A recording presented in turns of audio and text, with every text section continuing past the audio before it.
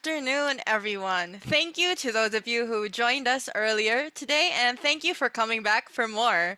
I am pleased to welcome all of our Imaginatives who are joining us today as we celebrate the Independence Day of the Philippines. Happy Fiesta and a happy Independence Day. I am Nicole Pareño, and I will be hosting today's program. As we said earlier, our month-long celebration has been ongoing for 2 weeks already, and we cannot hide the excitement every time we organize special webinars like this one to celebrate the first founding anniversary of Phil Futures. We had a grand opening talk about Hiraya Foresight, and then we moved to the topic of anticipatory governance, and then we had an exclusive Futures Thinking 101 training for the Department of Education. We also had webinars on the future environment of human interactions, the imagination in post-normal times, which was a conversation with Zia Sardar and Scott Jordan, and just a few hours ago, our most recent event on the future of geopolitics. We continue our festivities as we commemorate our 123rd Independence Day and take a look at the state of the future. With this, we bring to you today's event. Without further ado, there is no other way to open today's special webinar but to hear a welcome message from our very own Philippine Futures Thinking Society President, Dr. Lizanne E. Paranti Kalina. Thank you very much, Nicole, for that very kind introduction. Yes, I would like to greet everyone. Magandang hapon, good afternoon, and good day to everyone who are from different parts of the globe. And this is our afternoon session. As mentioned earlier by Nicole, we had a very engaging discussion likewise earlier today. And last June 2 until now. So this afternoon we'll be discussing another remarkable initiative of the Philippine Futures Thinking Society, an 11-month-old professional organization. And this remarkable initiative is about our collaboration with Millennium Project, which is focused on global features and research. And the Philippines is the 64th node. And last year we brainstormed on what are the possible indicators for the state of the Philippine futures. And there we're able to decide on what are the features index that we will consider. That's this conversation. So very briefly, the Millennium Project is about the global features and research activity. And the very purpose is really to improve humanity's prospects for building a better future. And its mission is improving thinking about the future and make that thinking available through a variety of media for feedback to accumulate wisdom about the future for better decisions today. So, how can we better celebrate the Independence Day? A question asked by Elizabeth Floresco earlier when we had our conversation. And we think today is really about the celebration of tomorrow and about working for a better future. So enjoy the conversation. Happy Independence Day. Hiraya Manawari. Thank you, Dr. Paranti Kalina. And again, thank you to everyone who is joining our month-long fiesta of imagination. I am sure everyone is as excited as I am to learn more about the state of Philippine futures, and thank you very much for joining us. To moderate this afternoon's activities, I am pleased to welcome Professor Sherman Cruz. Professor Cruz is the co-founder and vice president of the Philippine Futures Thinking Society, chief futurist and executive director of the Center for Engaged Foresight, chair of the Association of Professional Futurists, and chair of the Philippine node of the Millennium Project. May I now call on to the virtual floor Professor Sherman Cruz to facilitate this afternoon's discussion. Yeah, thank you very much, Nicole, for that kind introduction and embarking from what Dean Lizan has mentioned that there's no better way to celebrate the Independence Day than to frame it in a conversation wherein we try to explore, unpack, and imagine, alternative and preferred future worlds for the country, like what Dr. Jose Rizal did during his time in the 18th century when he wrote an essay about the future of the country 100 years from his time. So we always encourage, our fellows, our fellow Filipinos, and of course, futurists and foresight scholars to read the work of Dr. Jose Rizal essay, the Philippines a Century Hence. And of course, let's jump in and kindly allow me to introduce our three guest resource person for today. But of course, Reginald is not a guest; he's part of our team. But for this afternoon, I would say that of course, being the director for the research of the Millennium Project, an expert, on the State of the Future Index. So allow me first to kindly briefly introduce Elizabeth. Elizabeth Floresco is the director of research of the Millennium Project. She's been with the project since 1997. Elizabeth is an economist and analyst programmer with over 20 years of experience in futures research. She was also a policy analyst at the European Commission and has done extensive work in operational research using fuzzy logic, foreign trade, diplomacy, and security related domains. Her expertise is primarily in research concerning democracy, economics, security, international affairs, and regulations, ethics, and gender issues. She has been one of the principal investigators working on the Environmental Security Monthly Scanning Reports for the U.S. Army Environmental Policy Institute. And Elizabeth is a member of several professional futures associations that includes the World Future Studies Federation, the Global Futures Forum, World Future Society, Foresight Europe Network, and Foresight Canada. She is a graduate of the Romanian Academy of Economic Studies in Bucharest, Faculty of Economic Planning and Cybernetics. Our second resource person, of course, is another good friend. Is Purvesh Chudari, is a futures researcher and strategic narrative professional. She is a distinguished fellow 2015 at the Institute of Strategic Studies, Islamabad. Her work mostly involves futures research, knowledge collaborations, and content intelligence with the framework of human security. She is the founder and president of Agahi, a non-governmental organization which works extensively in creating shared spaces for interactive learning, collaborative thinking, and knowledge sharing. She has produced a foresight research compilation on the Pakistan State of the Future Index, anticipating 2027, which is a single measure that indicates that the country is relatively improving over the next 10 years. She has also been recognized as a global shaper by the World Economic Forum in 2011 and has been nominated to the Forum Expert Network on Global Agenda. And of course, last but not the least is our very own Dr. Reginald Ugadan, who is currently an assistant professor at the National College of Public Administration and Governance of the University of the Philippines, Diliman. And he teaches courses in research methods, organization studies, and local government and urban affairs. So his specialization include human resource, public sector, public management, public sector leadership, organizational behavior, disaster management, e-government, local governance, and democracy. Formerly, Dr. Ugadan served as an associate professor at the Isabela State University. And he also worked as a senior research associate at the Research Center for Public Human Resource and Development, and program coordinator for the Master in Public Management for the Latin and Caribbean civil servants at Songkyung-won University, Seoul, Korea.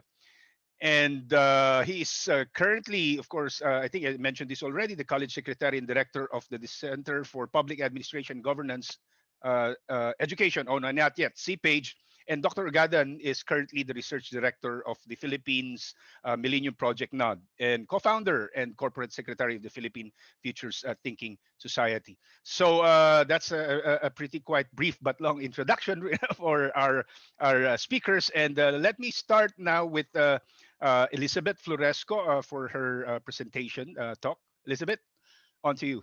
Thank you. Thank you very much. Thank you very much. You hear me, yes? Yes, we can hear you. Yeah, and I will begin sharing the screen. Thank you very much for including me in this. I'm very happy to be one of member of the how did you call us?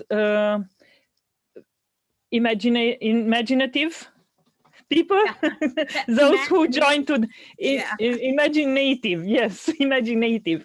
Thank you very much. I'm very proud of becoming an imaginative, joining the club of imaginatives.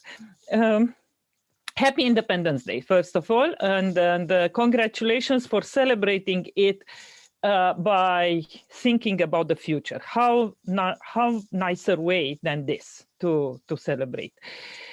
To Lisan's nice introduction about the Millennium Project, I would like to add one more thing. What the Millennium Project also does is trying to improve methods for assessing the future. And in addition of doing the 30 methods collection that about the future research methodologies, there are several methods that were either developed or improved by the Millennium Project over the years. And developing the State of the Future Index is one of the contributions for improving and making foresight more actionable. Because it's nice to think about the future, but it's such a huge competition at policy-making level and any decision maker's level, actually, on prioritization. And always the now and immediate takes more visibility. However, if we move foresight from thinking and enlarging the view about the future to actionable and say exactly, listen, if you would do this or that, the future altogether might look better, then we have better chance of being taken seriously and implementing foresight actually into policy making. And I experienced that firsthand at the European Commission when I worked there.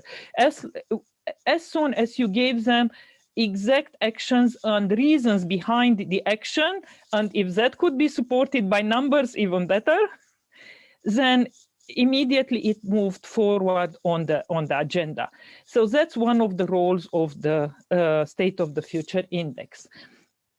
Now, this is an image that I found in the Washington Post, and it was referring to foresighters. That's what we are, with our hands and minds and everything looking around. And more multiple events converge, uncertainty is increasing, and prioritization becomes more and more difficult, both for decision-making, policy-making, as for foresighters. Because when you are asked, okay, but what you tell me everything about all these things about the future and enlarge the views, but what's really important? Well, it's very difficult to identify, honestly, what is important. And most of all, with all the information that is going around, there is no such thing as unbiased information. Being that from the media, from policymakers, everybody has an agenda. And out of all that agenda, you get all kinds of information and images that some are only relative. And it's very difficult to distinguish the real aspect of the relative one. Because more an event gets attention, more it seems to be very important. But if you look at the real data, it might be a little bit distorted. The importance might be increased or decreased depending on the agenda. And the information quality versus quantity, the coherence and competition for importance. Exactly because everyone has their own agenda. It's a big competition between different important challenges, and they are all important. But how do we build coherence between them in order to get the best possible outcome? And that impacts the urgency, that impacts the timing.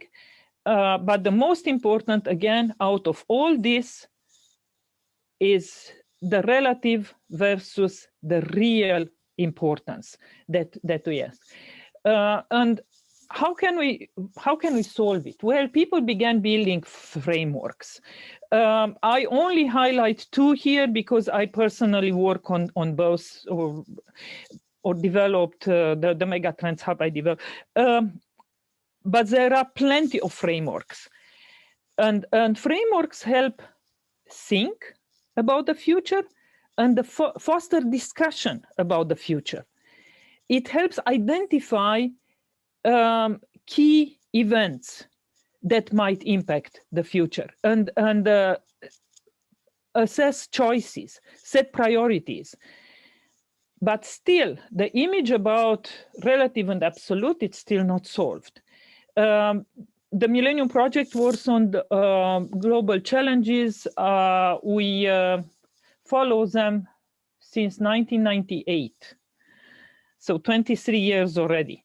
And we see how each challenge is actually evolving and developing, and what seemed important 20 years ago is not so much a challenge or important this time anymore. They didn't really change as group, but inside the challenge and even the importance between the challenges is changing a little bit. Now, all of them are important. As Jerry used to say, that they are as the nervous system of the body, or as the body generally. You cannot say that the nervous system is more important than the heart or other parts, right? But still, there are some without which, if it's cut, if you cut the oxygen, that the whole rest of the system is gone, right? Is not valuable or doesn't function anymore. So there are some things that are really, really important for the whole system to to work. Sorry. The Millennium Project also developed the Global Futures Intelligence System, which in my opinion so far is the only one that is so comprehensive, because it gathers not only information, but also methodologies, is continuously updated. It has much research, is an extraordinary vast system that helps organize thinking about the future. But for setting priorities, we need policy support. And after the successful Millennium Development Goals that helped focus financial and political support for the developing world, now the UN came up, and the international community, with the UN Sustainable Development Goals. They are very interesting, very nice, too many indicators. What's difficult about them is to build coherence among the Sustainable Development Goals, because some of them are conflicting. And then how do you prioritize? And I know that OECD has a whole group of people working on indicators and on how to build coherence among the indicators to know what to prioritize in which part of the world in order to get the best possible outcome. Now, the SDGs look at the whole picture of the world. We have also some frameworks specifically developed for certain domains. For example, the global trends developed by NIC for the US security, the global trends also developed by the European Union from their point of view for their understanding and policy-making support. However, here too, the problem is measuring change. And as Maria Langan-Rickhoff, I have difficulty saying her name, the new director of the Statistic Futures Group at NIC said, now we know all the trends. The problem is to identify the many layers of indicators and how these indicators interconnect in order to understand the whole picture. And that's why we need complex indicators. Now, for measuring change, most indicators are only looking at history, and we know the situation up till now. For some indicators, we have some projections, but mostly for indicators that do not involve much surprises.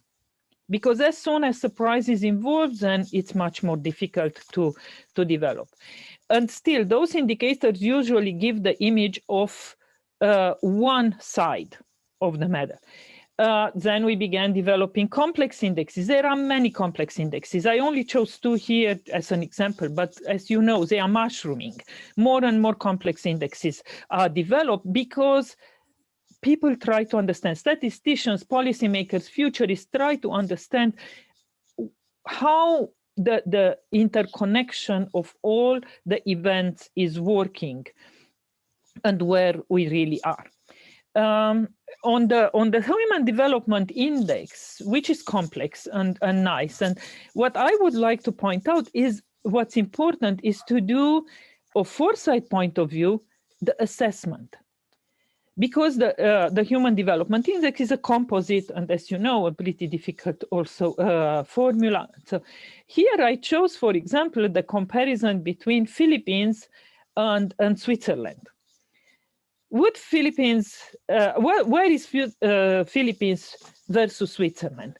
And as you know, as you see here, doesn't perform very well. However, if we look into the indicators, and I discussed it a little bit with the group here of foresighters in Philippines before the meeting, if you look at each of the indicators, practically Philippines is doing pretty good, because all the indicators where it is lagging versus Switzerland, they are actionable.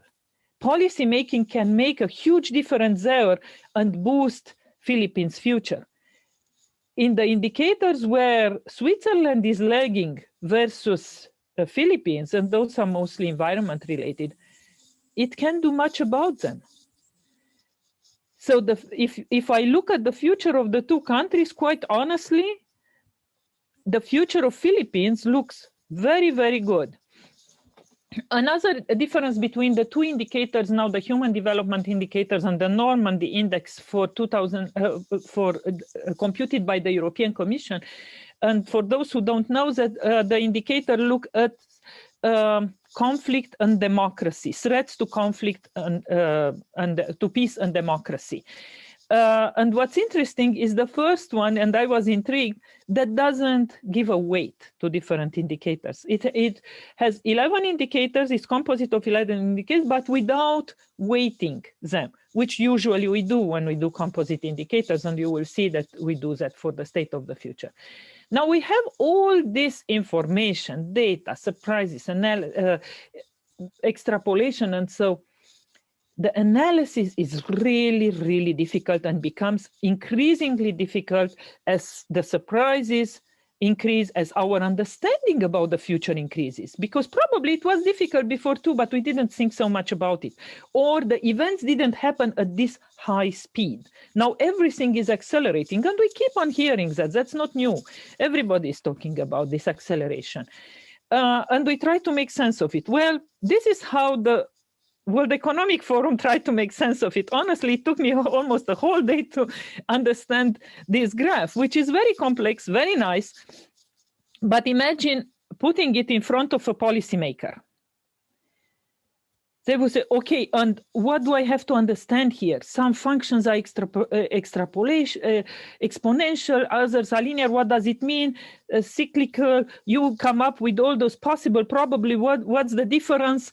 Well, we as futurists, we know, and we can point out. Still, if you look at the probable, and what's interesting here is to see the fan between possible, that is much larger, and what is probable, which is much more concrete. But still, there are a lot of information that are competing there and the probable. And then we have to again, make sense. They ask you in 2 minutes to tell them what's important out of all this. How can you do that? And also, it skips some steps. Because if we look at how we move in foresight. So what's possible, it's a big fan. It's a big fan of all the invest that we all do horizon scanning in a way or another. Everybody does it, even if they don't know consciously, they do it for their own future. And then we move to plausible. That's more for strategic foresight. That's more when you get really into talking to decision makers, policy makers, and telling them what is important in order to have a better future, what strategy can they adopt. But we still have the next step, the probabilistic. We still have a lot of probabilities included. And how can we know the probabilities? Well, that's very, very difficult, honestly. Whatever probability you attach to an event, most probably it will be different than the probability you attach to it. Still, in order to make sense, you have to do it. But then what really, really focuses and can make a suggestion actionable and help a prioritization is when have some common language with arithmetical precision. Also for sharing globally or even nationally, because you have everything is interconnected, transnational, trans-institutional in solution, transnational in nature, trans-institutional in solution. That means we have people from all kinds of walks, experts, policymakers, collaborating. What's the common language? If you have some common language with arithmetical precision to show, listen, this is what data shows. It doesn't mean this is it, but it gives a more precise indication. Then we can get to a further level, more important level in helping policymaking. And that judgment has to be a combination of the trends that are identified by foresighter and experts in the domain, because they have to say if it makes sense or not. And that's why indexes as the State of the Future index, which is the only one so far that I know of, can help. Now, there are models that are coming out, but they are with either shorter or narrower view. And what the State of the Future index does, it combines, in our case, 30 variables that have to be very well chosen from several types, from several sectors, because all sectors, we say that this is it. Well, the future covers all the sectors. So you have to choose the indicators in a way that most of the sectors affecting humanity or the planet are covered, and not over-representing some of them, which is, I tell you, quite difficult. And at the beginning, now it becomes more and more interesting because we have more and more data. But in the 2000, at the beginning of 2000, when the Millennium Project began computing the State of the Future Index, it was very difficult to find data. And you had to go to the World Bank, find out who is working actually in it, or which organization is working on the data to be relevant. Now with more and more data available, better and better statistics, and with the advent of artificial intelligence, it becomes more and more easy. It's easier. Now, what the State of the Future Index, by the way, to the interpretation of the graph, the bold line with hard points, that's real data, and the dotted line is the extrapolation. Now, what the State of the Future does, it shows using 20 years of historical data, how the future might look like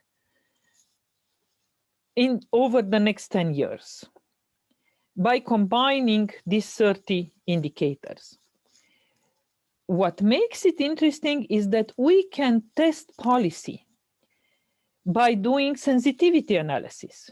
Some of the indicators you can impact on, others you can't. But the most important, actually, when one chooses the indicators, and since you will be computing the State of the Future Index for Philippines, what's interesting is to choose indicators where you know that a policy can make a difference.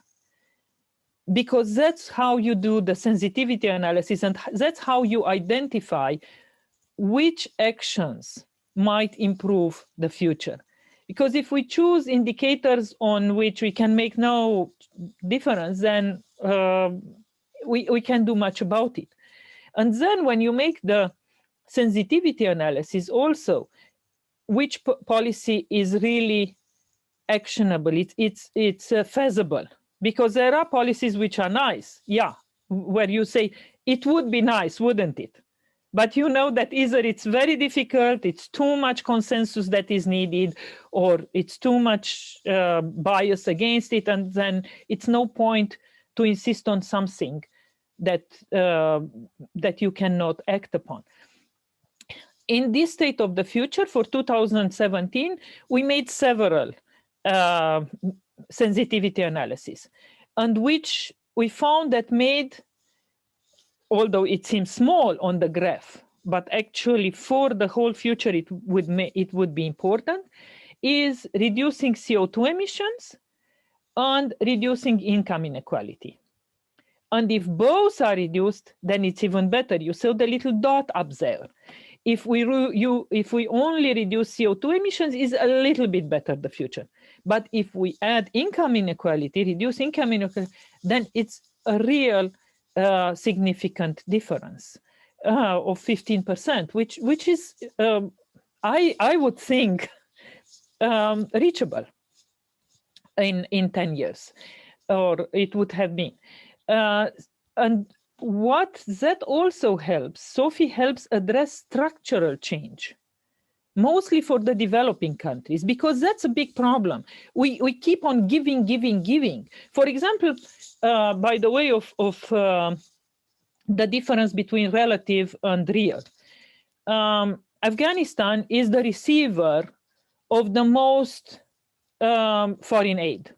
However, Afghanistan is the bigger producer of heroin, opium, and hashish in the world. Now, is the bigger producer of heroin, hashish, and opium in the world really need the biggest foreign aid? There is something else that should be done there, and it's a structural analysis that and structural change that is needed. Not that it's something new, that people don't know it, but using some clear data, it might help. Now, since there are many events that impact the future, it's even more interesting if we build in the model some events with some probabilities, and we get back to the idea of probability. Yes, the probability of a probability being right is very low. but still, if you add a probability, then you end up, and events, then you end up with a whole fan of potential futures. And that helps even more do a sensitivity analysis, because you look at the probability of certain events that impact positively or negatively, and you can choose and see how those small changes might impact the whole future. That's an extraordinarily important thing, mostly for modeling. Alan Turing Institute developed what I consider at this point the best model for conflict, terrorism, and peace building prediction model. It only predicts 12 months in advance, and using also data and so. And what the developers say, and this is what's important, what the developers say, it's not data that we are lacking. We have enough data now. What we really need is a good algorithm. What we are not sure about is the algorithm. The algorithm makes the whole difference. So now with trend impact analysis, we can also improve the algorithm, because you look back 20 years, you check the model, you come back. And human behavior. Also the GWARD, that's the GWARD model of the Turing Institute. It's interesting that they can predict with 90-something probability where conflict from peaceful areas will emerge, but only with 82% accuracy, where in conflict area, peace will emerge. That tells us how human behavior, human thinking should be built into these models. What's also nice that the state of the future does is indication of where we are losing and where we are winning and where we are losing, just by one image. So here we have all the 30 indicators. We are in the happy situation where we are winning more than where we are losing. However, where we are losing, it's so serious that if it's not addressed correctly and soon, then all that where we are winning might be worthless. It has been used for, and that helps setting priorities again. So it's the obsession with setting priorities, but it might seem as an obsession, but it is the most important thing that is now on the table of policy and decision makers, what they are struggling with. And we had a very happy situation when Jerry presented the State of the Future Index for the state of Azerbaijan to the president of Azerbaijan. And he had only 2-3 minutes. You know, the president doesn't allow you too much. But he understood how this, and we know from direct source that next day he called to him the Minister of Communication, said, listen, this state of the future shows that if we invest in ICT, then our future will look much better. At that time, it was when the oil was up and Azerbaijan was doing extremely well. You have open budget, make everything needed for Azerbaijan to be connected, internet, everything to work in 1 year. And it made a huge difference for the quality of life and education and everything in Azerbaijan. And another situation that I would like to mention is the one calculated by 4 countries in Europe that are called the Visegrad Group, where they looked why some countries, they computed the State of the Future Index in the idea to show, to analyze why some countries are doing better than others and how will that change in the future. And that helped in a way policy making, because it was done at National Academy of Science level. So they forwarded the message. The formula and all that you can actually find in the methods series of the State of the Future Index. It's available everywhere. I will not spend time on it. How do we assess? This is important because I said that it's expert opinion. We assess for each state of the future the best possible and the worst possible value for each indicator and the weight, because each indicator has a certain weight in the whole system. And the weight changes over time. For example, quantity of calories, intake of calories changed over time. At the 20 years ago, it was very important. Or the number of people on low income or under $2 a day, under $1.95, whatever the World Bank considered, was very important. Now it's not so important anymore because the world evolved. We made a lot of steps toward improving those indicators. So their weight might change.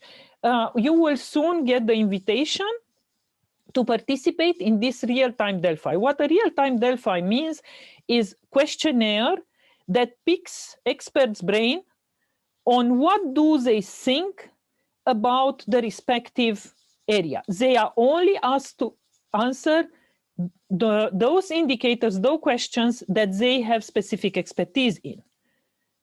It's not opinion polling. It's expert opinion gathering, not polling even. Gathering. And people have the opportunity to do 3 things here: weight the indicator, give the best possible and the worst, what they think would be for that indicator over the next 10 years, and add comments. Adding comments was, what kind of events do they think, wildcards or even events that we can foresee but we are not sure about, that might impact that indicator seriously. So eventually, when we do a trend impact analysis, we can consider those indicators with the respective probabilities. So you will get the invitation soon. Please do participate. There are some caveats, and with that, I will jump then at the end. Some caveats for the State of the Future Index. There are many, actually, but some of the most important are: one, it can be confused for accuracy. No, it's an indication, it's a sensitivity analysis, it's a tool for improving policy making, for testing policy, but it's not, this is it. Another one, data. Data changes. If you look at the first one of percent of unemployed, the hard data that is now there, it's the data that I collected a month ago when I began updating the State of the Future for this year's State of the Future Index. The dotted data is the one that was, and the projection, the data and the projection of for the 2017 State of the Future Index. Huge differences. And the next one, on the number of free countries, is the assumption. I did not expect, and I think most analysts did not expect, that democracy would plateau or even go down, decrease, that autocracy is taken over. So our assumption was wrong. And I did expect that it will at least plateau, if not increase. And the third one, and this shows the importance of algorithm, that we have the right algorithm, is a happy one, actually, because we expected the number of terrorist attacks to increase, and happy surprise, it actually decreased. Which is good, but it makes our life difficult, because the way we assess the indicators in the process is we use curve fitting. That's expert. What's it called? The software. It's a software that we use for curve fitting, and we feed into 20 years of historical data, and we see how that very indicator changes. Well, good luck to find now a curve fit for the terrorist attacks. I didn't even begin looking at the new curves that would fit the data, the new data, because I'm waiting for the RealTime Delphi, and then hopefully the experts will figure out my problem. Elizabeth, just to interject, yes. You've got 3 minutes to wrap it up. Yes, I'm. One important way is how you present the data. And here is a nice way that an organization from Switzerland actually developed pro bono for the Millennium Project. They like the State of the Future Index, and they developed this automated data visualization software that is very easy to understand, to play. You can play by indicator or by year to look how the index is doing in different years, and if you change, that's very important. We do have the intention to automate, and we had the intent to automate the State of the Future Index. Unfortunately, the guy who developed the Global Futures Intelligence System and our RealTime Delphi, he was hired over by in Silicon Valley with a salary much higher than we could ever afford. So we lost, and we are still looking for someone who would take it over, either pro bono or for fees that we can afford. But it's very, very important. and it will be even more important when artificial intelligence will take over some of the data manipulation, of data gathering, or our future, designing our future. If we don't have the right algorithm, the right index to feed, if we don't educate artificial intelligence in the right way that we want to think of the best possible future for humanity, then we will be in trouble. And we will be in trouble sooner than later. So that's very, very important that, as Alan Turing Institute said, that we get our act together and figure out the best indexes, the best algorithms to get the future that we want. Thank you very much. Happy Independence Day and happy futures. May the algorithm be with you.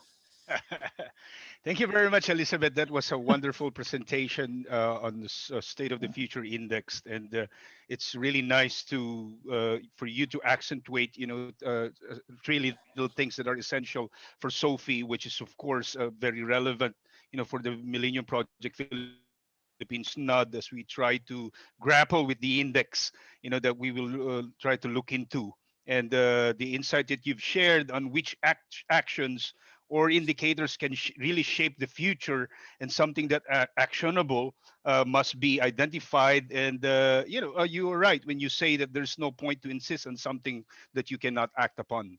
I think that's the strength of the State of the Future Index when it is linked to public policy. Now, without further ado, let me call on, of course, the chair of the Millennium Project, Pakistan NAD, Pruesh Chaudhary. Pruesh, on to you. Thanks, Sherman. I'm audible, right? Just nod. Okay, Yes, great. yes, perfect. Hiraya Manawari to all of you. It took me a while before I could actually figure out the pronunciation and make sure that I said it right. And happy Independence Day. I mean, your journey has been truly spectacular. And what a unique way to actually celebrate your identity. Kudos to all of you for having to do this for a month long. Honestly speaking, if I were to do it in Pakistan, I'd be going up in blisters 3 days in a row. I'm just going to share my screen. Most of what Elizabeth has spoken about, we had considered many of those aspects while developing Pakistan's State of Future Index.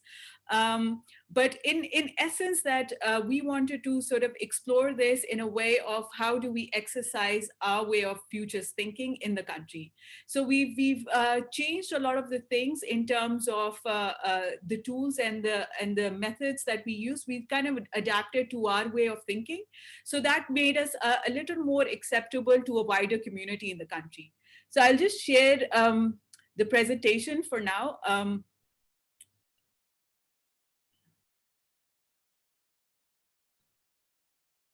Okay, so we started working on foresight projects back in 2013. It took us a while before we really came across the Millennium Project's methods and techniques. I was overwhelmed by the experience as to which method or technique was I supposed to use in terms of deploying that, having a systematic overview of where the country is moving. So that was a bit of a challenge. Back in 2015 in fact, 2014 is when I got connected to Jerry and the team. And the orientation around how unique and how resourceful is GFIS.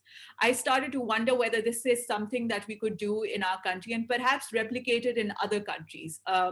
So as a way of really focusing on how different countries can also contribute to a major GFIS platform in order to sort of keep on developing and improving the State of Future Index.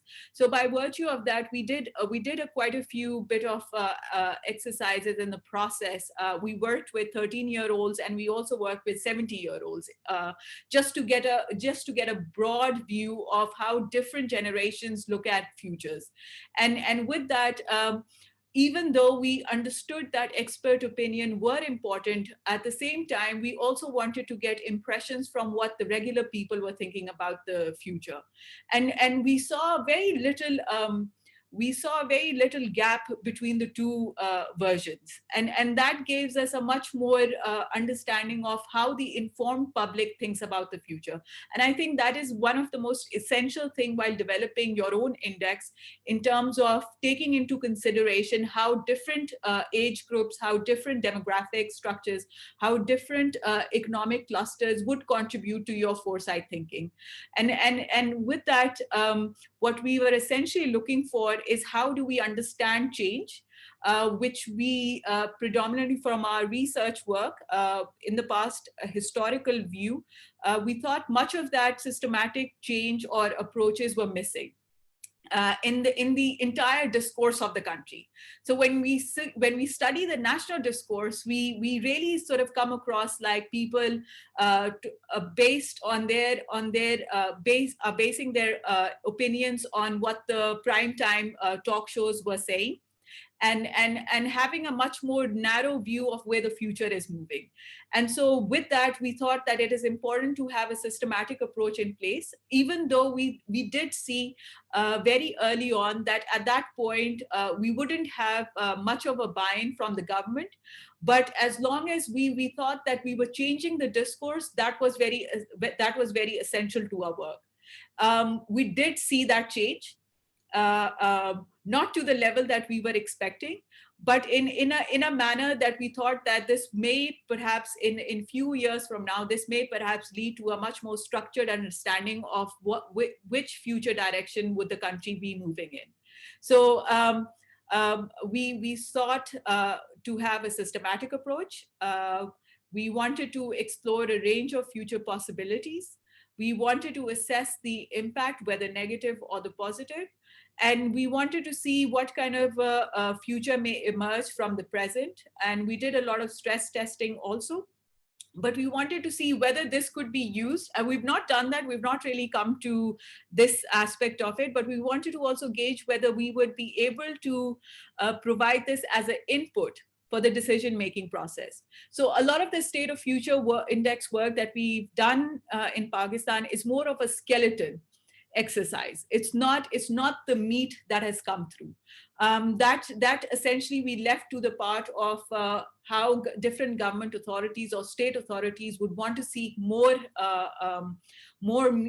sort of analysis in terms of where the future is moving and what is informing that future. So we left it at that point where we just wanted to give a very skeleton approach as to where things are moving. We did another thing, and in many of our conversation, Jerry sort of brings this up also. What we wanted to sort of do is develop our own RealTime Delphi platform. One of the reasons for doing that is how do you engage the tech side of the Pakistani society in the process of understanding how to think about different platforms. And I think developing that RealTime Delphi gave us that unique opportunity because we started from scratch. I mean, we could have easily it was open access. We could have easily scraped off a lot of the codes from the Millennium Project. But what I encourage my team to do is to start from scratch.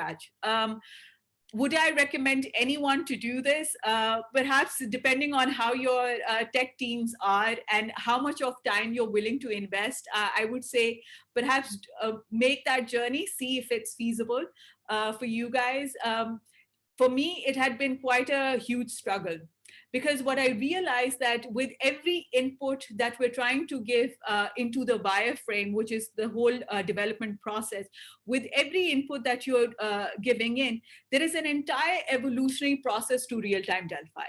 So one fine morning, I'd wake up and I'd say, oh my God, this aspect we can also include in terms of assessing the responses. And so we'll add that module into that whole process.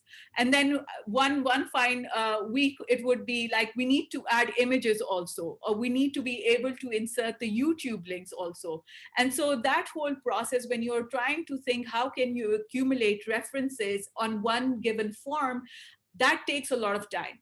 And the effort is usually in how do you transfer that know-how into your tech team.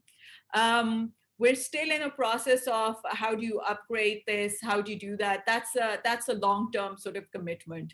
But if you have a tech team that can actually make that happen, I think it would be a very useful tool in terms of developing, if you were sort of viewing in terms of developing your annual or your quarterly in about 5 years or something, if you're trying to develop a state of future index for Philippines in that manner. What we sort of wanted to focus in terms of developing the Pakistan State of Future Index was not in comparison with the other countries that have developed their State of Future Index, but having a very national focus view. So we wanted to understand how different indicators were sort of performing over a long period of time. For instance, if we wanted to look at how drought would be, how weather pattern is affecting drought, and so perhaps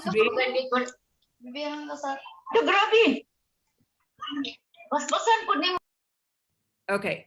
So how drought would be affecting, so for instance, in a given place, then we thought that perhaps rainfall, a measure of rainfall would be a useful indicator.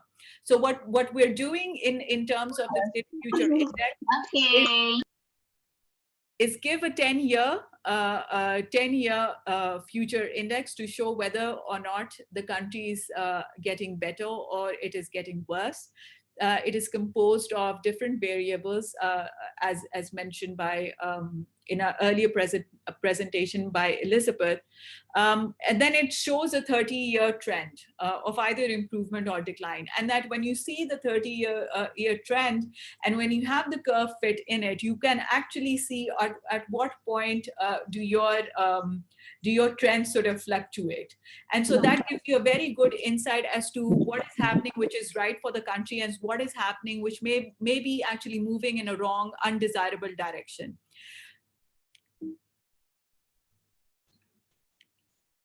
So let me go back a little in history and how we started off with the State of Future Index. We worked at different tiers. So for us, it was really important to get in the room the civil society organization, different representation from political parties, the government, different representative from the government, the media, also people from our security establishment, and the intelligence community. For us, it was important to get a huge mix of people in order to identify what variables would sort of go in place. And we also had the academics. So what we did was we collaborated with over 30 different universities across Pakistan, and we connected with more than 6 different think tanks. And that sort of gave us the analysis and also the terms of the academic professional expertise on different variables. But the whole idea was, how do we identify different variables that would go into the State of Future Index? So that was basically the selection process of variables. And then it was the collection of historical data. For us, it was very important to see the sources of different data. In some cases, we had used the World Bank. In other cases, we had stuck to the Pakistani source of that data. So sometimes a lot of people had this opinion that the data can be flawed, and you can in terms of the predictability of it, it can give you a false sort of an impression as to where the data is moving.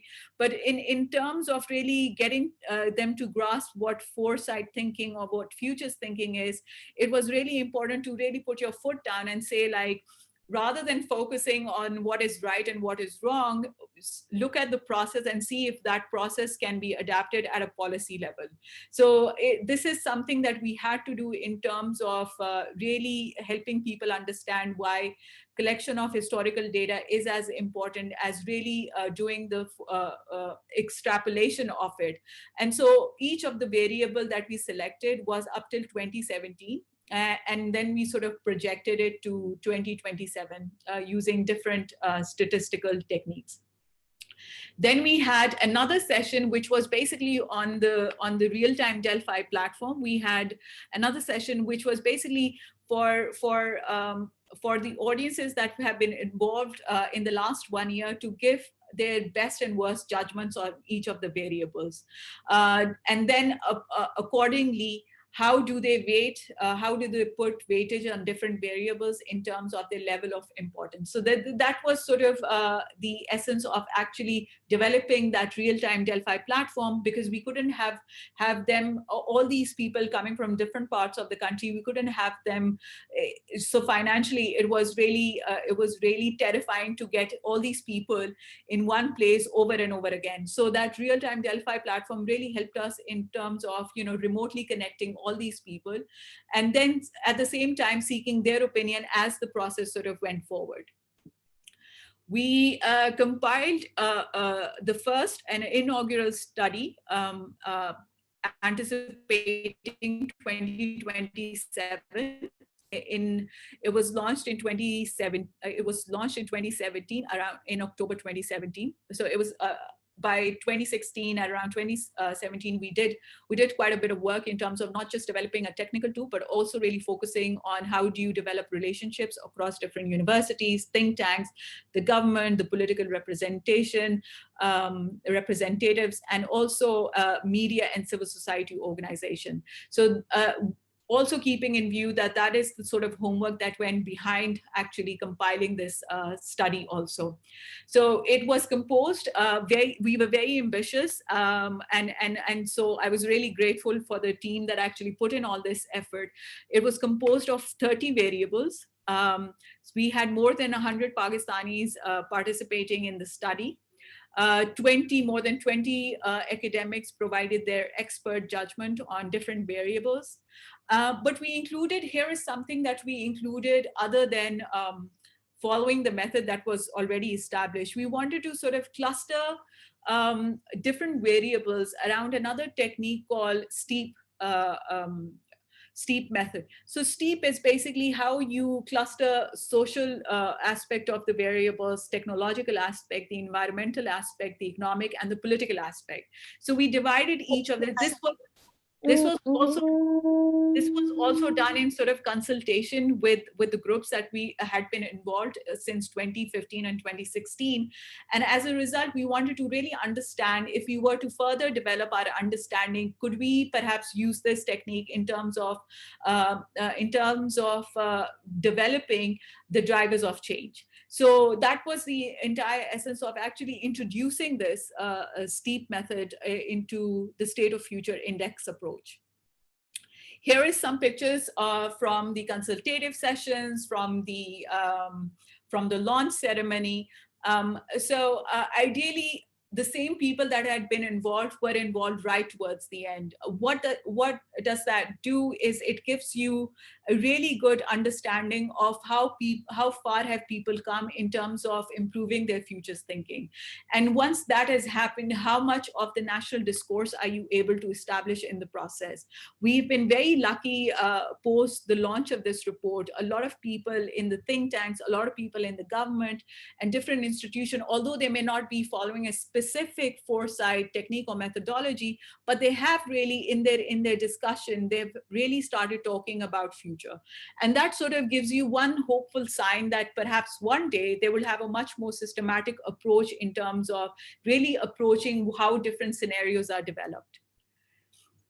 This is a very optimistic, and we were very happy to sort of, although if you see the SOFI baseline, it's a very, it doesn't give you a very good picture of how the country, although it is still improving, it really doesn't give you a very good picture. But when we did do the real-time Delphi study, we saw how people really view the past, which is different from State of Future Index approach. We wanted to get an essence of how the past data was viewed, but also at the same time, we wanted to sort of understand how they viewed the future. And then we saw the difference between what the baseline and what the expectation was. And I think within that gap, there lies a huge opportunities for policy changes. And if we were serious about this, then you'd see many more policies, decisions actually emerging from the process. So this State of Future Index really provides you a good insight of, even if it's for exercise purposes, gives you a good insight of how people are thinking, and also collectively how 30 indicators are moving in which direction.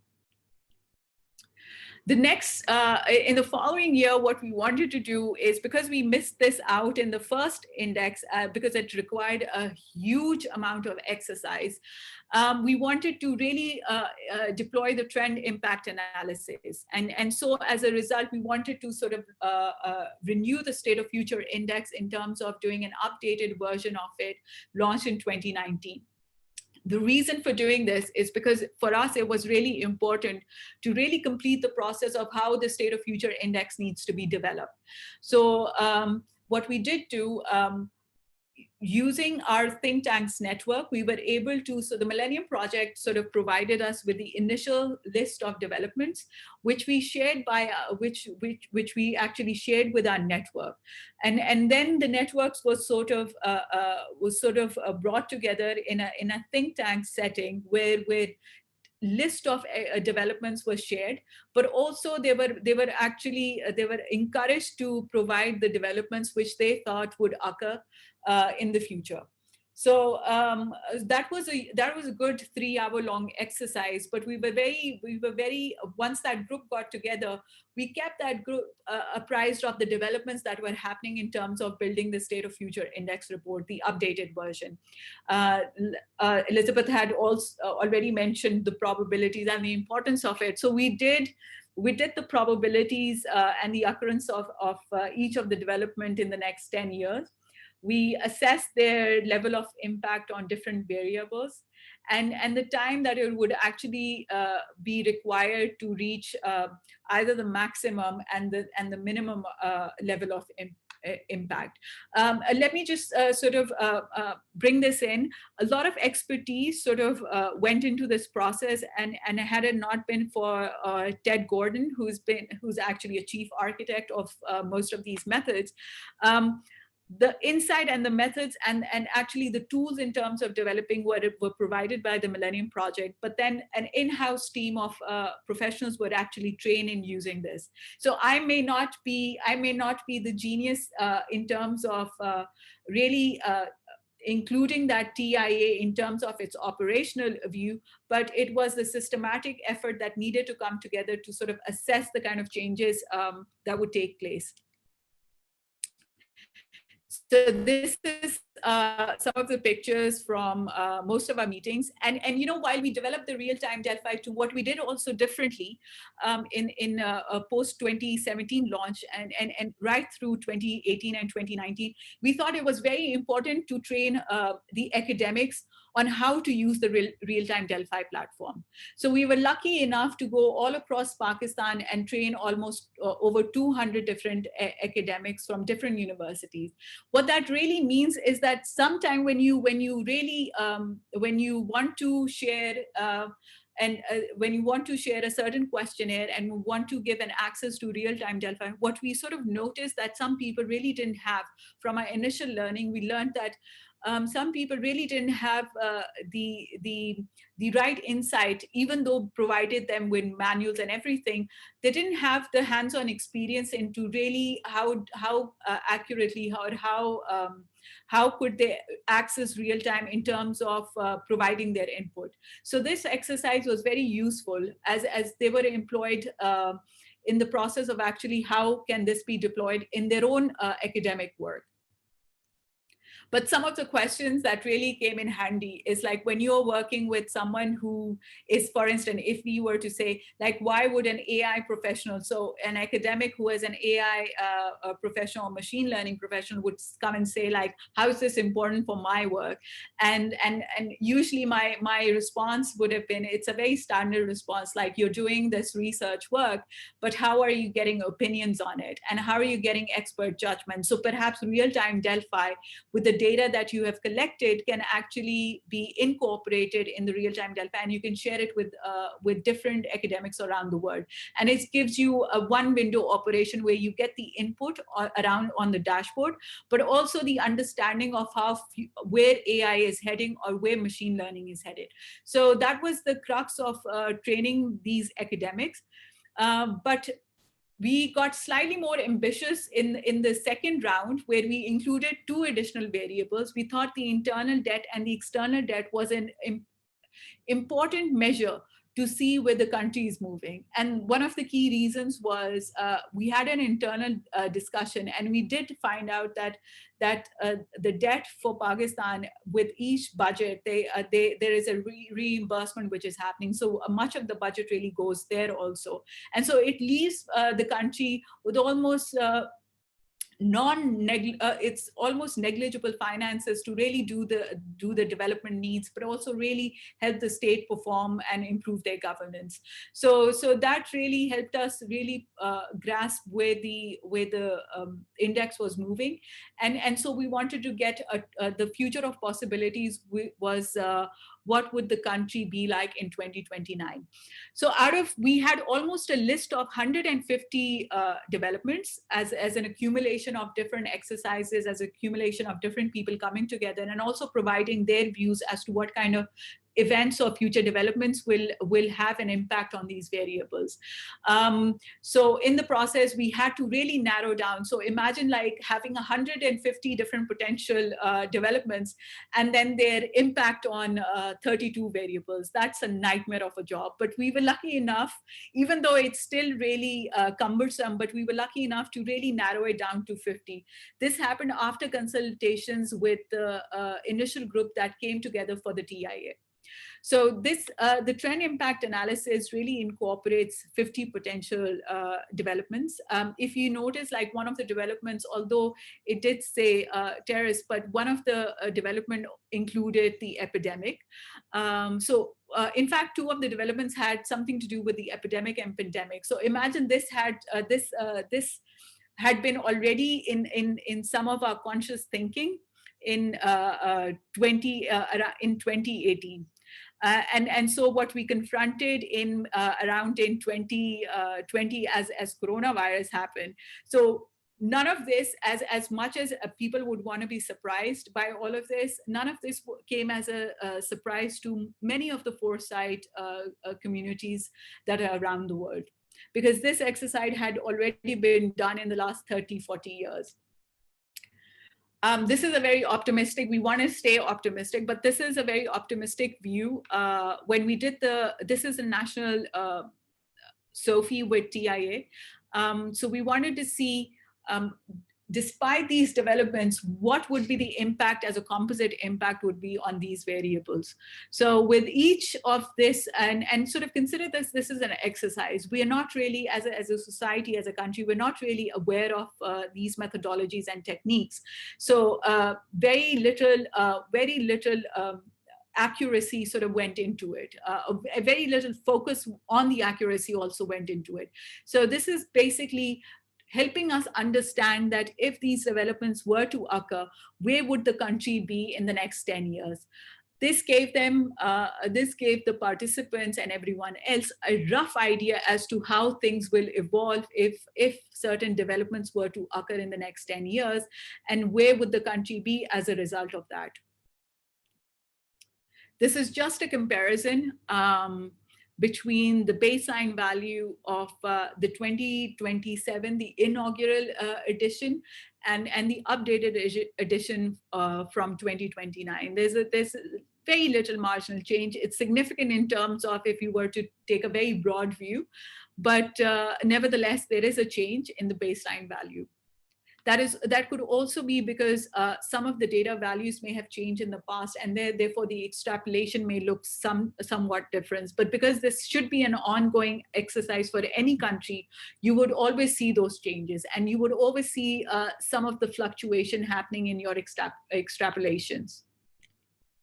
I'm just going to play a small video for all of you, just so that you get a sense of when we really have a informal setting as a launch of our study. How does that look like, and what kind of contribution sort of comes in from all over the world?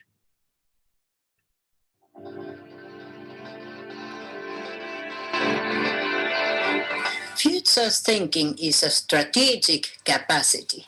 It can be taught, learned, and continuously developed. आज का सरमाया है वो data है, currency जो है वो data है, और जो एनर्जी है वो कंप्यूटिंग पावर है हमारे गैजेट्स। तो अब सिर्फ फर्क ये रह गया कि हमारे दिन में सवाल क्या है, The next step is the collection of historical data, and for PKSOP 2029, the data stands 22 years back in time. The key to these events, the key to these statement of developments, is that they are verifiable in retrospect. You can answer the question, have they happened or not? Now, it's a matter of opinion about their consequence, the way that they impact on the variables. You've got to imagine a matrix in which you have 50 events listed against the 30 variables, and you've got to say, if this event were to occur, how would it affect that variable? How our governance policies and how inclusiveness through social media can bring about changes in countries like Pakistan. Futurists and futures research is not intended to predict the future or predict the truth about the future. We don't know that. That's arrogant. What we can do is that we can talk about possibilities of the future and what we should do to get the best possible future and what we can do to avoid some of the worst possible futures. One of the techniques that we use is writing stories between the present and the future with cause and effect links that illustrate decisions. We've done this for 3 alternative scenarios on the future of work and technology. And these scenarios have now been published in Pakistan in the Work Technology 2050 Scenarios and Actions. The idea of these scenarios, the purpose, is to open up the world's thinking about the future. There's a lot of change coming up that's a much bigger deal than most people realize. Futurists have been telling you about this, and I want you to pay attention. So we've written these stories, these scenarios, so that people will be able to think of what's possible coming up and to come up with actions to avoid the bad parts and to capture the good parts. I want to congratulate the Pakistan note for the launch of the State of the Future. Yes, Rich. We do need to understand what the futures can give us, however imperfect our understanding today might.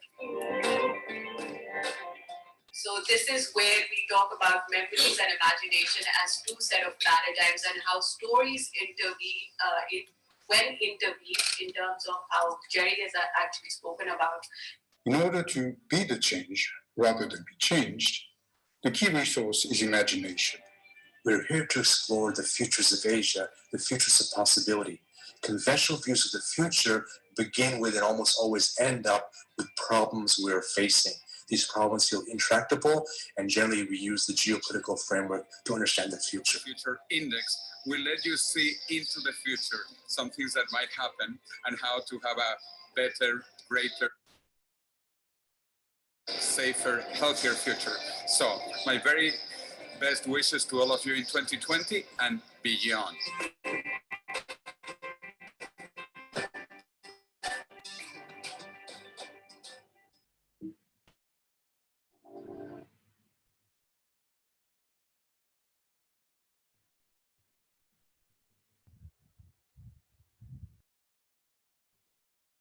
So that was just an accumulation of the sort of effort that it took to actually put together the State of Future Index 20, the Future of Possibilities 2029 report. I would just like to really demonstrate the sort of purpose behind developing the State of Future Index. We wanted to sort of get different groups together to systematically explore, create, and test possible and desirable futures to improve decisions. We wanted to establish certain limits and ranges, but also create a sense of a shared future with different groups. This helped us to sort of crystallize areas of agreement, disagreement, uncertainty, and let me assure you there's going to be much of that before you start the process, during the process, and even after you've published your report. So it also really helps us and gives us a certain framework of understanding how can a policymaker improve his or her decisions, and sort of really gives you a crisp view using data, using evidence, and also using human behavior as a way of identifying in which direction should the future move in. So with that, I would again say Happy Philippines Independence Day to all of you. And thank you for such a patience hearing. If any question, would be happy to take them on. Thank you very much, Prawesh, for that amazing presentation. It's really a journey of how Pakistan, conducted, shaped, and eventually, had an outcome of a Pakistan State of the Future Index. Amazing, amazing. If Elizabeth was able to give us an idea about, the complexity of the process, the data, the context, the need for us, to build some sort of an algorithm that works. And prioritization is basically actually a challenge. And then Purwesh presented us, the nuts and bolts of how you're gonna do and process the State of the Future Index. I've seen some customization into the process. Thank you very much for for sharing also the framework, the method, the engagement, the connection that you were been able to establish. So Pakistan has a beautiful narrative and journey, as far as the SOFI is concerned. Now let's proceed to our director of the Millennium Project, Dr. Reginald Ugadan, to present to us the Philippine State of the Future Index potential journey. Of course, some indicative indicative plans and next steps. Reggie, on to you. Thank you very much, Sherman. And I'm just really blown out because of that presentation made by Pruesh and also Elizabeth. I think our presentation here is just for more. What I'm going to present is just where we are now here, right, in the Millennium Project, the Philippine Note, specifically on our efforts, of course, to develop that State of the Future Index. I'm very happy because all our participants here have already kind of an idea what is this State of the Future Index, what about, as presented by Elizabeth a while ago, and also a specific case, right, from Pakistan. And of course, I would like to really thank West for their efforts there in Pakistan, because the inspiration that we draw from developing our own the Philippine State of the Future Index. We've read a lot of articles. The reports also from the Pakistan's State of the Future Index on your experiences, on how you did it, and on how different stages that you followed there. We actually, in a way, modeled our approach here in the Philippines on how the Pakistan, because we've met before, right, during the launch of the Philippine Node, the Millennium Project, the Philippine Node, and I was really happy. I'm sorry, I'm hearing another sound in the background. Is that you or somebody else? Like, I don't know. Like a fan, something like that. Let me just.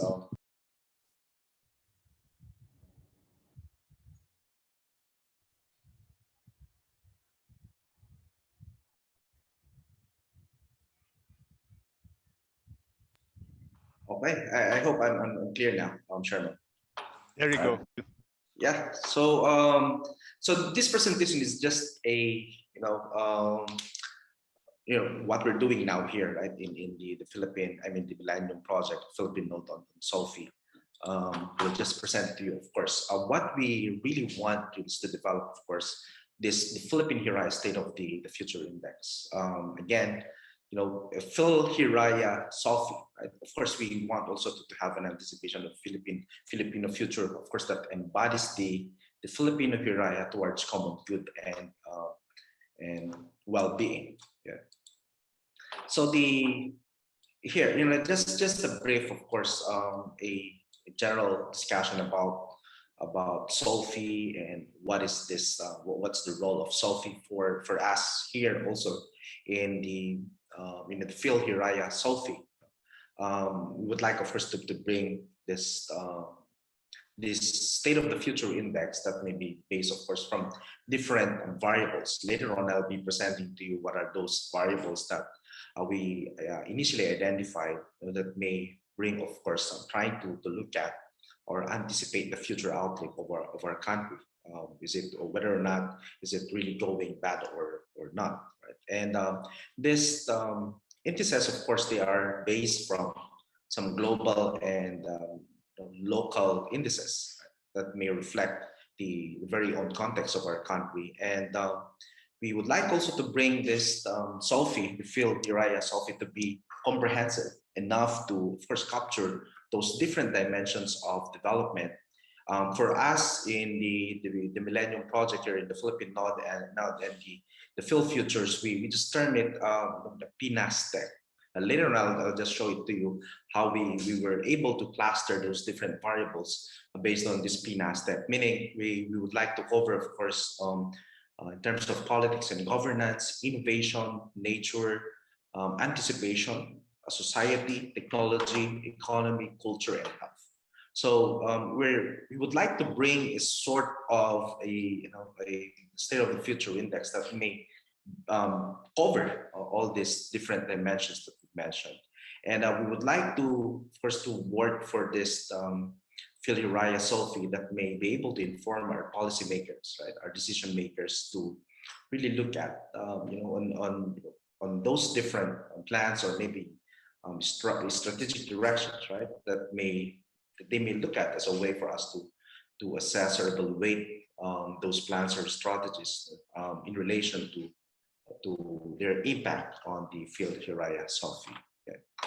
So, of course, drawing from the inspiration from our friends from Pakistan, looking at their experience, we would like also to bring this different phases, right? Different stages that we would like to follow for completing the Phil Uriah SOFI. So we started already on this phase 1, but it's, of course, these are just initial variables or some indicators that we may consider for Phil Uriah SOFI, right? And would like to move later on to this next phase. It's a sort of national scoping, right? Of course, SOFI and the Millennium Project would like to look back, right, 20 years, and maybe we can really anticipate what's the next or how the next 10 years will look like, right? And of course, those processes like data extrapolation, the non-dimensionalization also of those variables. We'll also look into the weights assignments, right? Just how the Pakistan also did that. And also later on have a baseline, right, for the Phil Uriah SOFI. And of course, we'll do the RTD study. And later on, of course, we would like to extract the Phil Uriah SOFI via this RealTime Delphi study. Okay. So let me just present to you this. This is just an initial result, the initial result of our the identification of those different variables for our Phil SOFI. And of course, they are based from global indices and also from local. And we've identified some. All in all, we have 38 here, right? But we would like to have also your thoughts. Those who are here in the plenary, maybe you can also grab your what are those indicators that we need really to look at, right? I'll just run it down, the first 10 here, and we have here the next variables, different variables here, right? And here 38 actually variables. But I would like you to later on, although we have those 38 variables here, but we categorize them based on this, what I've mentioned a while, with different dimensions for development, with different dimensions. For example, politics and governance. That's why we just term it PNASTEC, meaning innovation, nature, anticipation, society, technology, economy, culture, and health. And this is how we categorize them, right? So for politics and governance, we'd like to look at, of course, on those different variables on CPIA, or transparency, accountability, corruption in public sector. We bring also the idea of agile governance, or this governance index. Right? For innovation, we would like also to of course, consider this R&D and innovation index as well. Nature, something to do with environment, improved drinking water source, renewable internal water, fresh water resources per capita, biocapacity per capita, forest area, fossil fuel, energy efficiency, electricity production from renewable sources, consuming hydroelectric. You may observe that there are, of course, some of them are familiar with you, right? Because we took them also from the global indices. And for A, we would like to bring also this indices for anticipation. And we've included futures literacy as well, and the disaster preparedness and response index for anticipation. For us, we're talking about the society here. There's something to do with your population growth, literacy rate, school enrollment, share of high skilled employment, social inclusivity, transportation, livability, and urban regeneration. Right? So that's those variables are of course important for the society. For technology, we look at also some variables on internet access, the digital economy as well, and the AR digital literacy, okay? And economy. Right? So we included some of the very common variables on the economy, GNI per capita, the economic income inequality, employment poverty headcount ratio, this FDI and net inflows. And also we've included on culture, so it's on the heritage index here. And lastly, health. So we would like, of course, to include these variables on life expectancy, mortality rate, prevalence of an undernourishment, health expenditure per capita, health workers index as well. Okay, so you may observe that these are collection. We the initial phase for this identification of different or various variables for the Phil-Hiraya Sophie is that it's just a kind of a it's an open identification actually of those different variables with the help of some policymakers and experts as well in different fields, and also some members of the academy. But of course, we are not ending the phase one here, because so we've been, of course, we've been telling about the importance of bringing or the thoughts also, or the aspirations of our people. So it may be, of course, it's an initial list of our variables with the help of those experts, but we'd like also to submit this to a sort of a more collaborative and participatory approach, of course, of identifying these different variables and how we look at the outlook of our future. Okay. So next steps, the Pakistanis experience and other nodes of the Philippine, the Millennium Project, we have already gone a long way in establishing their state of the futures index. But here in the Philippines, we through Phil Futures and the Millennium Project, we joined together to bring or to have this in reality later on, to come up with our own Phil-Hiraya Sophie. So what's next? What are the next steps for us? So we are, of course, looking at the creation of the Millennium Project Research and Technical Team, right? Trying to have or to establish a sort of an organizational structure for the MP, right? And we would like to have, of course, this MP Research and Technical Team to be assigned to a particular, to focus on a particular Phil-Hiraya Sophie indicator.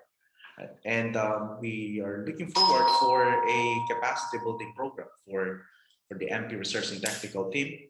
And we are, of course, through the Phil Futures that have already established a lot of connections with different state universities and colleges all over the country, and even partnership with public and private institutions. We would like also to set up a sort of, to establish kind of an MOU with different SUCs, maybe to looking at the experience also of the Pakistan, right? To have to partner for them with them for the RTD.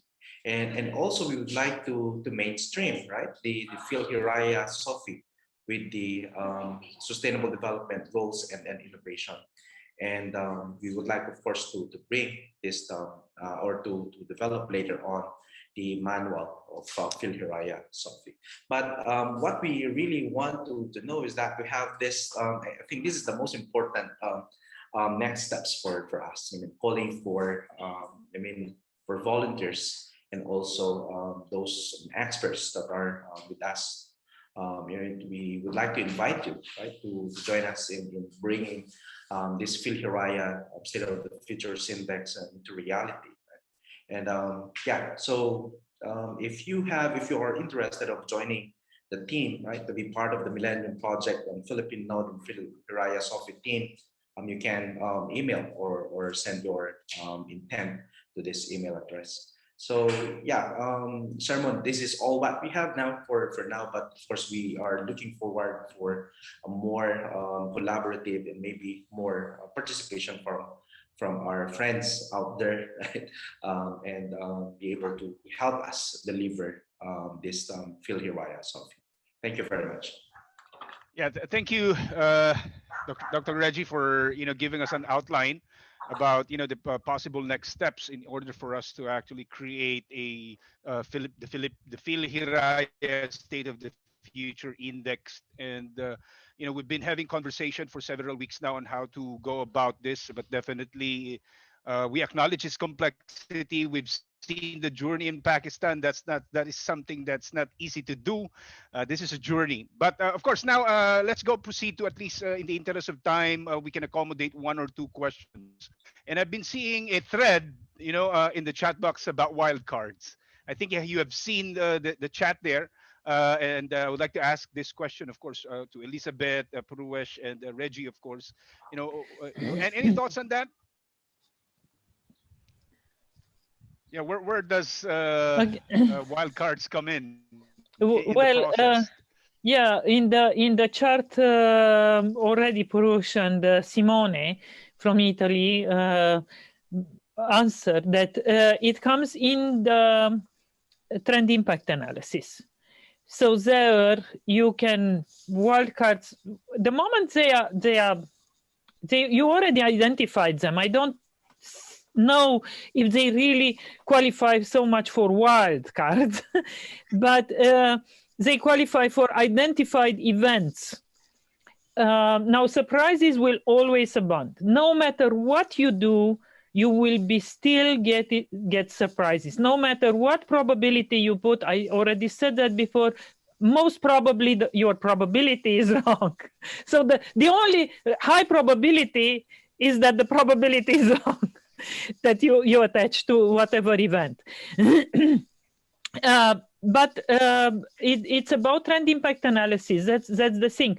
Or if you don't really want to run the whole trend impact analysis, honestly, you can trick the index. And I did it a few times just to check policy. Let's say that a wildcard is not a wildcard, but you want to test a policy. And testing a policy that you expect, it's still a wildcard. Sometimes that policy qualifies for a wildcard because it's a wish. It might be on the wish list and not necessarily on the policymaker list.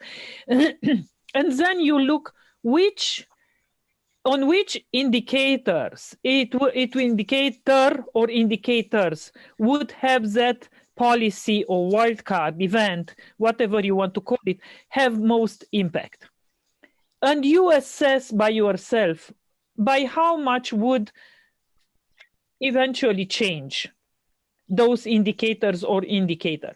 And then you build in and you see what's the impact on the whole state of the future index. And that's one of the purposes of the state of the future index. As I said, it's to test policy, to test how wildcards, how events, how surprises, whatever you want to change the future, might change the future.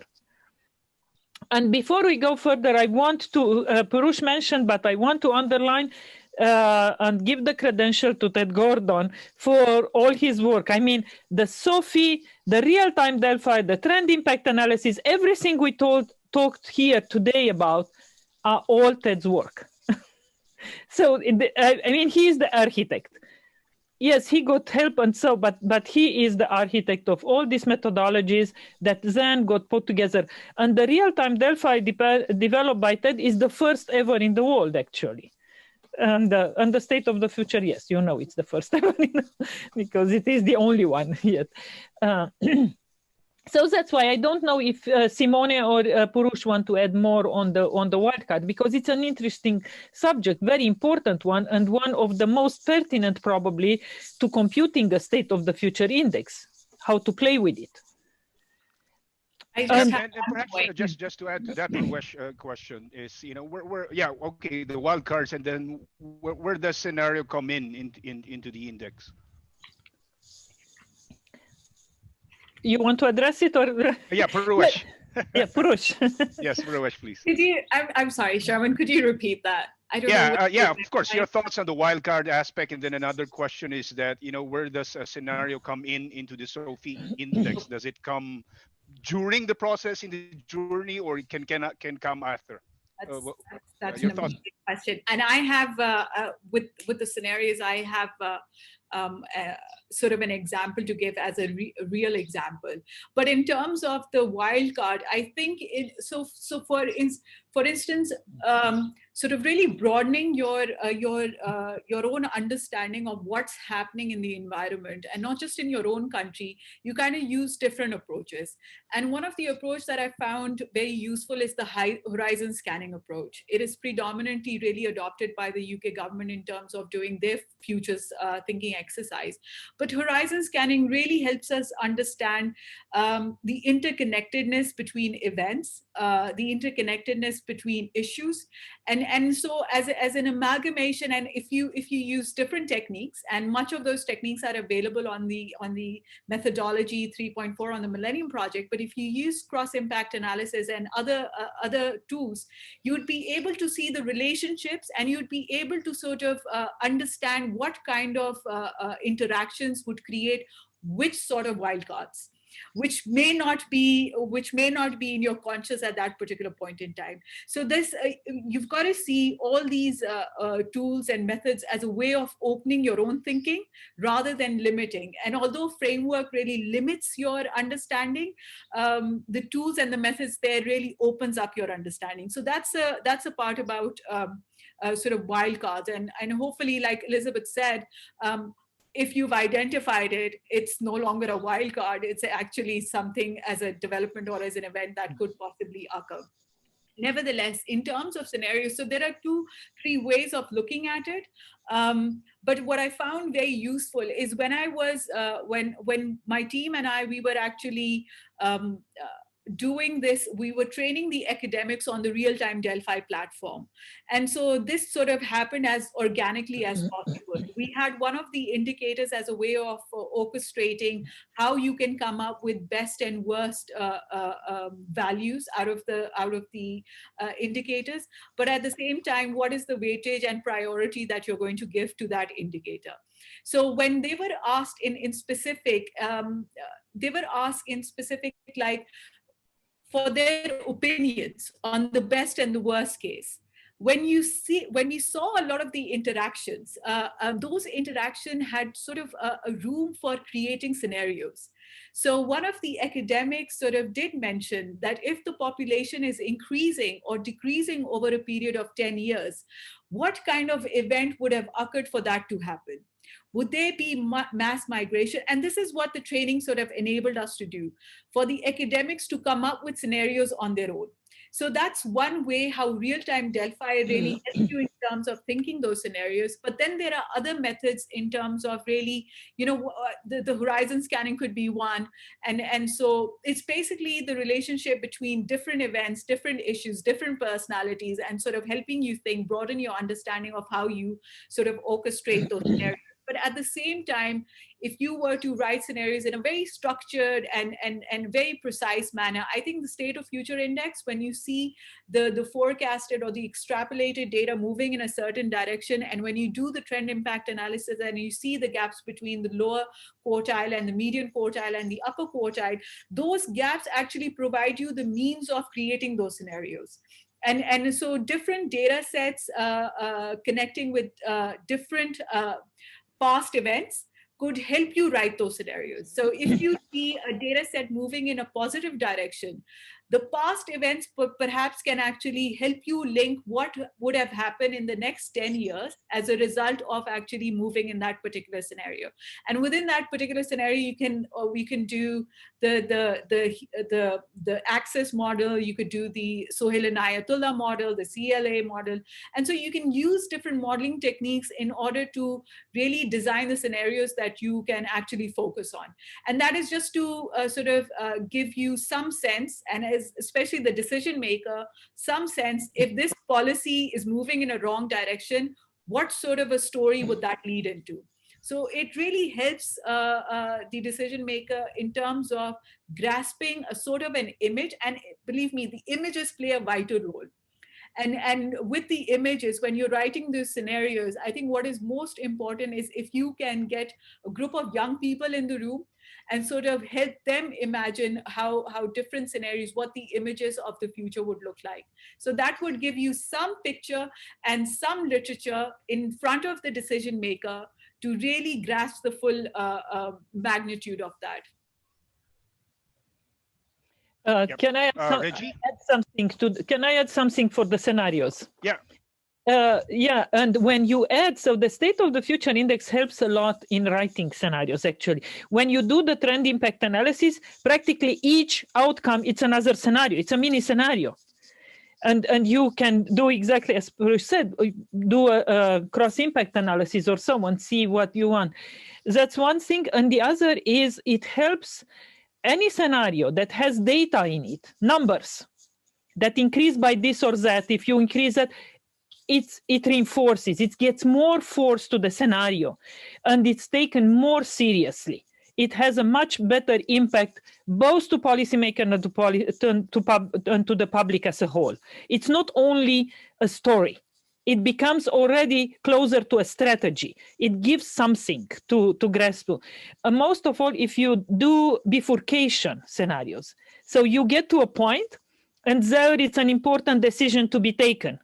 And the State of the Future gives the possibility to look at the data at the bifurcation, how it goes up and down. And the bifurcation scenarios are with high impact, as we know. So yes, that's what of the it plays into the scenarios practically. Wow, that's great. Thank you very much for that, Elizabeth. Yeah, quick thoughts, Reggie? Yep. Of course, in the context of policy, Philippine setting, or if you have some questions or comments. Yep. Yeah, I just want to add maybe just about that wild card. As we all know, those wild card are maybe we can, they are unimaginable, right? Or maybe we can anticipate them, right? Those wild cards. But for me, for my experience, of course, right? Looking at or maybe trying to put it in the context also of our Solfi here in the Philippines, maybe because these wild cards are really in the blind spots, right? There's really something that may happen or may not, or may happen anytime, right? And I think it's more of an approach that we can, the horizon designing, as Professor mentioned a while ago, would possibly look at the whole thing there, right? But of course, there are issues, of course, that these wild cards are the blind spots. But I'm thinking of different strategies, maybe on how we can really look at or address, or could possibly look at these wild cards through the process later on of looking at or maybe deeply sensing, right, on those different issues, or maybe some occurrences in the environment. Maybe we can do it more interviews, or maybe we can have some thoughts also of those who are not really part or involved in some futures thinking, right, or just to bring their thoughts about those possible issues. Sherman. Yeah, thank you very much. And now it reminds me of the recent paper report published by the World Economic Forum. Well, there are scenarios, of course. The baseline for scenarios, what makes or breaks it is actually your megatrends. When it's, of course, the State of the Future Index gives you, not necessarily as mentioned by Elizabeth, right? It should not be confused for accuracy, but this is sensitivity analysis. Now, if you have a strong trend impact analysis, it enables you to actually create highly plausible scenarios. And in the World Economic Forum report, I remember, in trying to figure out and map some, not necessarily black swan or blind spot, but frontier emerging risk, right? So in that report, had included in that report, an outline of frontier emerging risk that might impact the trends, as have analyzed it. And that is, of course, another question for conversation. But in the interest of time, any last thoughts or insights that you might want to share with us, for the Philippine SOFI Index that we need to know and incorporate into the process, Peruesh, Elizabeth? And of course, I'm looking forward to us having a conversation with Ted, because we would also love to learn from Ted Gordon. I've seen how he helped Peru West in the process, and we're looking forward to partnering, collaborating with the Millennium Project Global Team, of course, Jerry and the other chairs as well. Yep, Elizabeth, we can start with you. Yeah, well, first of all, obviously, you can count on us. At any step with anything, please feel free to ask us. We will be very, very happy to help with absolutely anything we can. And yes, discussing it with Ted, it's always refreshing, and you will have plenty of new ideas. He is one of those. What are we today?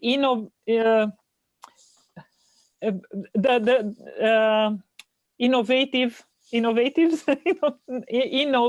natives. Yeah. Now, one thing that I would like, as I looked at the indicators that Reggie presented, make sure to avoid double counting, because you already had there some that are indexes themselves, as the well-being, for example, index, which incorporates a lot of the other indicators that you have. When we choose the indicators, we have to make sure that they measure one thing. As much as possible, they measure one thing, because otherwise, not only we have double counting, but it's very difficult to make the sensitivity analysis, because you don't know actually what is influencing where.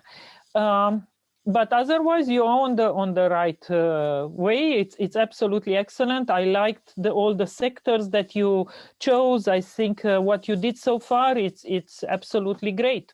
And as I said again, whenever you need some help or you think that an idea, even if you don't have submit, we will be happy to look at. And thank you so much for including us in Imaginatives. Yes, thank you, Elizabeth. Peruesh? So first of all, congratulations to you guys for really taking this up. One of the insight is, don't get disheartened with the process, and don't get disheartened with the entire journey. And as Sherman said, this is a journey, and you should be embracing all the things that are going to come your way.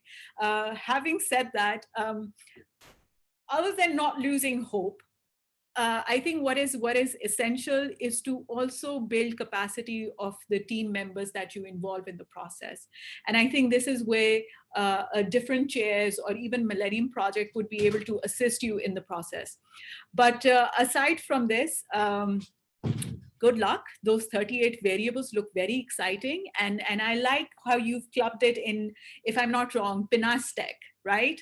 And so Pinastec, maybe it's a new way of looking at how different variables can come together, and perhaps you will orchestrate some real sort of scenarios out of different elements of Pinastec.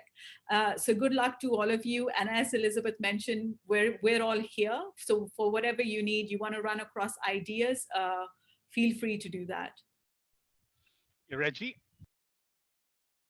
Yeah, of course. Thank you very much, Elizabeth, for that, and Pravesh for, of course, you're giving us inspiration. You're really an inspiration to us, for us to really, proceed with this project. I mean, this is a noble project, of course, for the Millennium Project here in the Philippine Node, and a lot of discussion even before that have been brought out in the Fiesta of Imagination, even in our first day. I mean, in the second day, until they're looking at, they're actually pushing for this idea of bringing this Sophie for its realization. So expect maybe a lot of calls from us because we will be needing your assistance. Your technical expertise on this as well, maybe for us to finish the Sound Noble project. Thank you very much, and we hope to see you again. And also to our participants here, maligayang kaarawan ng kalayaan, and it's really good to have you here, right? Freely imagining the future. Thank you very much. Thanks, Reggie. Yeah, maligayang araw ng kasarinlan. Kasarinlan means abundance, and of course, in the context of freedom and freedom. And of course, I would like also to acknowledge some of our MP team here that we failed to acknowledge from the start. Mr. Emmanuel De Guia, who is our Director for Strategic Partnerships, and of course, Dean Lizan Paranti Kalina, our Vice Chair, and Sheila Castillo, our Program Manager, of course, Nicole and Celine as well, who's been a part of this journey. It's a complex process. We've seen that, but then, of course, the State of the Future Index gives us the platform, the space, and the power to actually influence public policy when it matters. That is what foresight really is all about in the context of governance and public policy. And of course, again, thank you very much to all of our friends who joined us this afternoon. The recording of this will be shared on Vimeo and YouTube in the next couple of hours. It's being we're on a live feed, but of course, we invite everyone who are here, just right. Reggie, our director, if you want to participate and be a part of this, as he said, a noble initiative to create the Philippine State of the Future Index. Our target is at least 8 to 10 months. If it takes a year, we're gonna do that. But this is a process that we need to do. Again, thank you very much. Maraming salamat po sa inyong lahat. Hiraya Manawari, and happy Fiesta, happy Independence Day, and thank you very much. Thank you so much, Sherman. Thank you to our dear guests for joining us today. That was a very, very inspiring discussion, and I see many people excited about the State of the Futures Index in the chat box. Thank you for providing your inputs and sharing your insights. So there's a very long journey ahead of us as we develop the Philhiraya Sophie and Pinastec, and everyone, thank you for sharing and volunteering your time to this research. You're very much welcome. Please reach out to the email shared by Dr. Reggie earlier to be a part of the Millennium Project research team. Thank you, Imaginatives, for joining us today, and to extend our gratitude to our speakers on behalf of the Philippine Futures Thinking Society, please allow me to award our certificates of appreciation to our guests.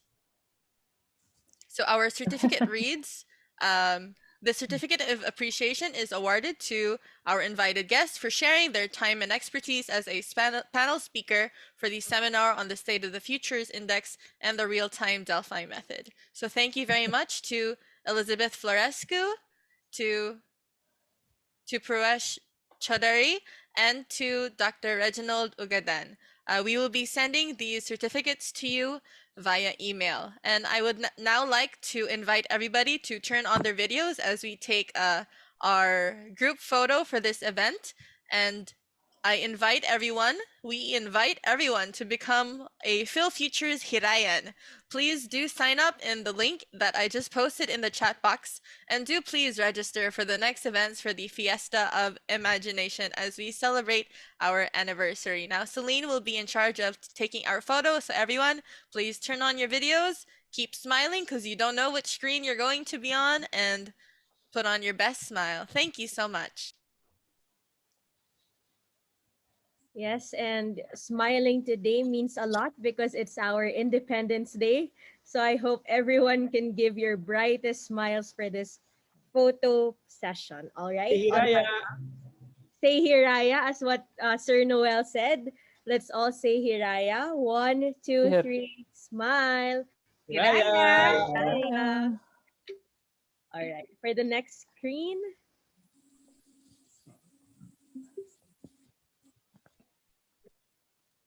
All right.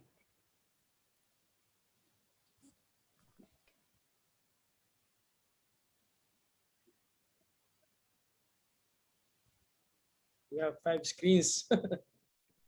All right. So I'm done with all the screens, so I hope everyone enjoyed today's session.